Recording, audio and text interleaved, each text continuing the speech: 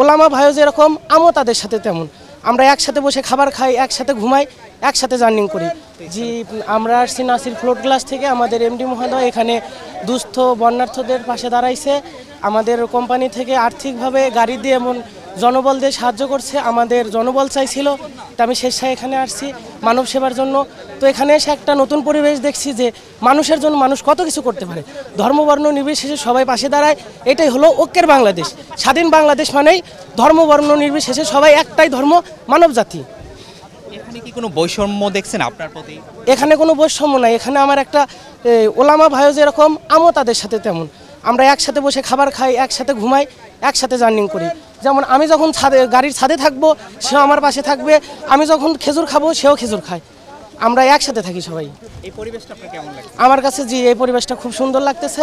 এমনকি আমি নিজে ধন্য মনে করি এই পরিবেশে এসে দাঁড়াতে পারে।